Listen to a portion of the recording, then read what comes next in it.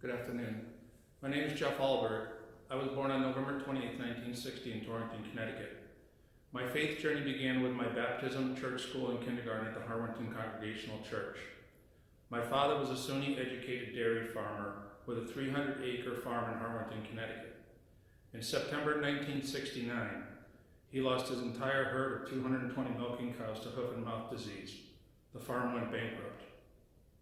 9 months later, my parents bought a greenhouse business in Barkhamsted, Connecticut. On the day we moved in, June 20th, 1970, my life and our lives were changed forever. The new house was large with many outbuildings and had an in-ground swimming pool. On the day we moved in the early afternoon, my father asked me where my brother Doug was.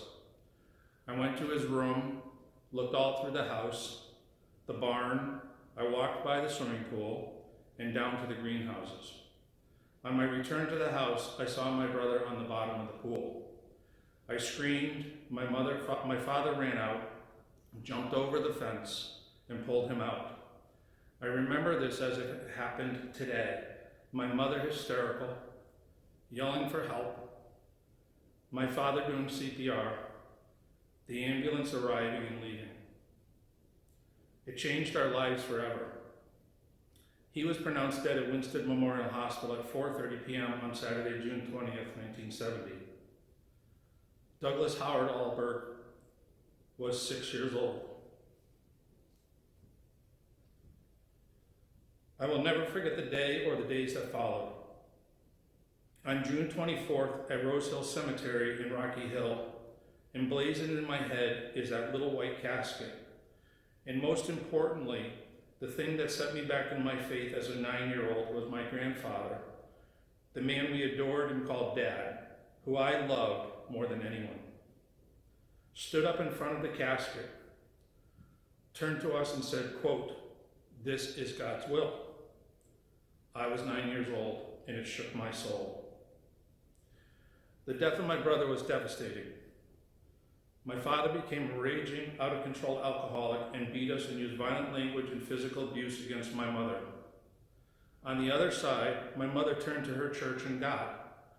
She established an organization in Northwest Connecticut to help families who lost a child.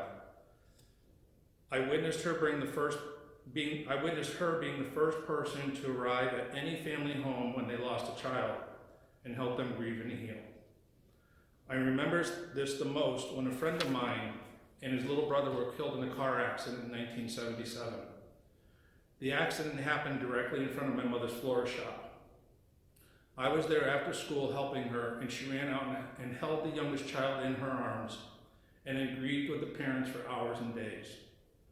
My mother told me this was her faith journey, and her ability to help and rise above her own loss and tragedy was her mission from Jesus. A few days later, she gave me a gold cross on a chain and told me, quote, "Get close to it." To this day, I have it around my neck and rarely take it off. I was 9 years old when my grandfather, who I adored, declared that the death of my brother was God's will. That was a very profound and confusing message to a young boy.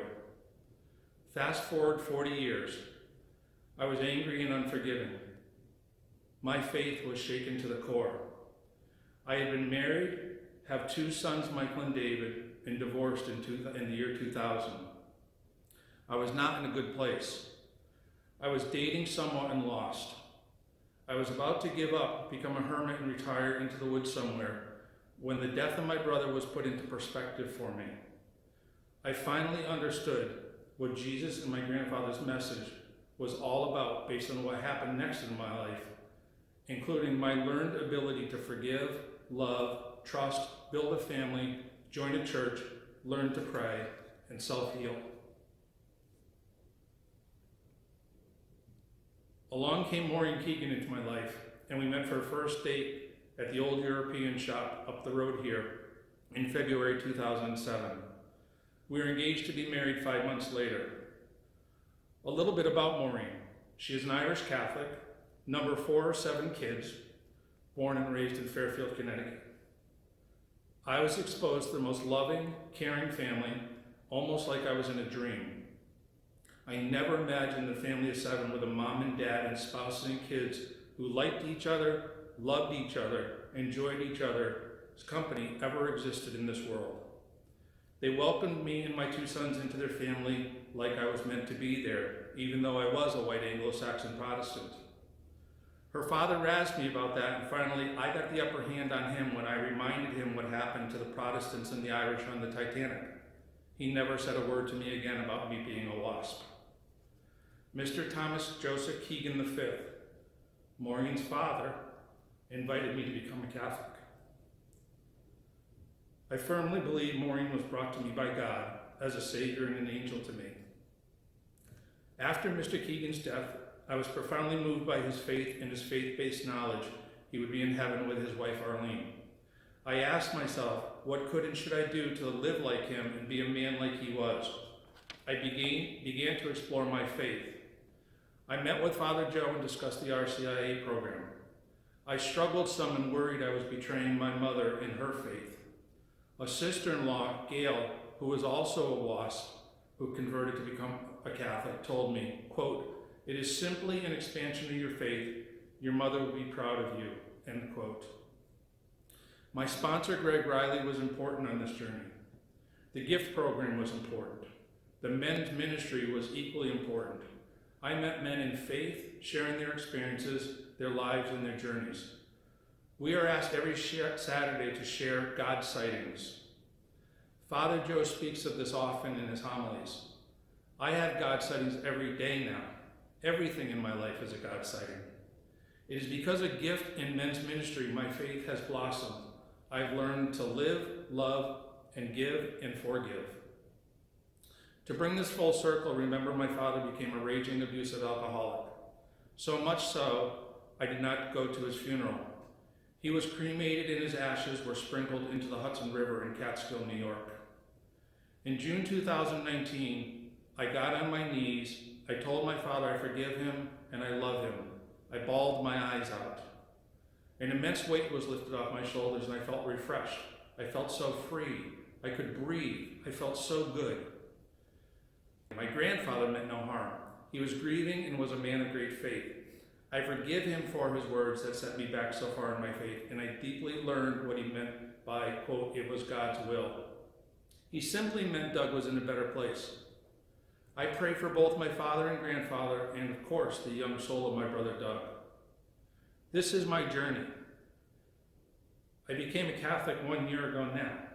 I was nervous about my first reconciliation, so Sister Pat suggested perhaps a retreat with Father Joe would be best to talk about my 58 years of sins. It turned out to be a wonderful experience for me with Father Joe to go through reconciliation. It was a wonderful RCIA experience for me, and on Holy Saturday, my first Eucharist ever, forever changed me. Thank you, Maureen, for being my angel. Thank you, Mr. Keegan, for inviting me to become a Catholic and show me what true love and faith is all about. Thank you, Greg Riley, for being my sponsor. Thank you, Monsignor Joe, for your spiritual guidance, and Sister Pat for your constant smile, joking, and friendship on my faith journey. To my friends in men's ministry, God bless you all.